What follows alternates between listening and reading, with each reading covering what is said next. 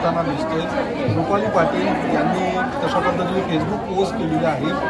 एक व्यक्ती एक पद अशा पद्धतीचं निकष असले पाहिजे, त्यामुळे कुठेतरी तुमच्या नावाला ते आत्ताच विरोध करतात। याबाबतची सगळी माहिती विधान परिषद राज्यपाल नियुक्त हे मला माध्यमांमधून समजलं, कोणती माहिती आणि त्याच्या प्रश्न आहे तर त्याचं मला असं वाटतं त्याचं उत्तर आमच्या प्रवक्त्या सिनियर राजलक्ष्मी देशमुख तुमच्यावर टीका होतं की तुम्हीच त्या बातम्या पेरल्या गेल्यात अशी तुमच्या मागे होते।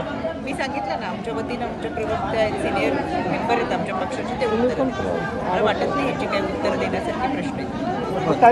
पक्षामध्ये तुम्ही एकच महिला दिसता असं देखील तुम्ही म्हणलेलं आहे, सगळे पद तुम्हालाच का? मी तेच सांगितलं की हे जे काही प्रश्न आहे ते मला तुमच्याकडून समजतात, त्याच्यामुळे याच्याबद्दल मला काहीच माहिती नाही।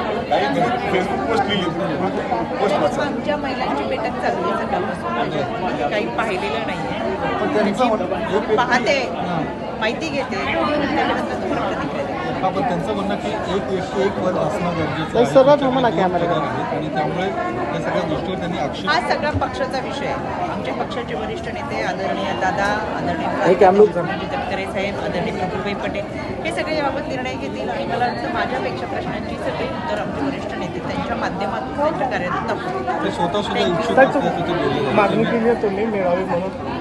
मी 2019ला खडकवासला विधानसभा मतदारसंघामधून उमेदवारी मागितली होती। ज्या दिवशी माझी मुलाखत होती माझ्याबरोबर 7 उमेदवार पक्षाचे होते। ज्या दिवशी मुलाखत होती त्या दिवशी मला प्रदेशाध्यक्षपद मिळालं होतं, म्हणून मला उमेदवारी नंतर घेता आली नाही। 5 वर्षाचं काम महाराष्ट्रामध्ये प्रदेशाध्यक्ष म्हणून केलं, फिरले आणि मी त्यावेळेस ठरवलं होतं की 2019मध्ये प्रदेशाध्यक्ष केला म्हणून आपल्याला उमेदवारी साहजिकच मिळणार नाही, पण 2024ला आपण उमेदवारी मागू। त्या अनुषंगाने आम्ही सगळे खडकवासला मतदारसंघामध्ये ज्येष्ठ नेते असतील, आमचे पदाधिकारी असतील, नगरसेवक असतील, आम्ही सगळ्यांनी गेल्या 15-20 दिवसापूर्वी आदरणीय दादांची भेट घेतली। आमचं एक निवेदन आमच्या खडकवासल्याचे अध्यक्ष त्यांच्या माध्यमातून दादांना दिलं की खडकवासला हा मतदारसंघ राष्ट्रवादीकडे घ्यावा आणि राष्ट्रवादीमधून एक चेहरा उमेदवार म्हणून द्यावा अशी मागणी आम्ही आदरणीय दादांकडे केली आहे।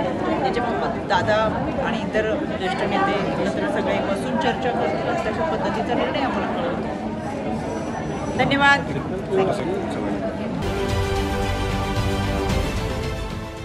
देश विदेशातील प्रत्येक घडामोडींचे लाईव्ह अपडेट मिळवण्यासाठी आता साम टीव्हीच्या सर्व सोशल मीडिया प्लॅटफॉर्मला लाईक, फॉलो आणि सबस्क्राईब करा।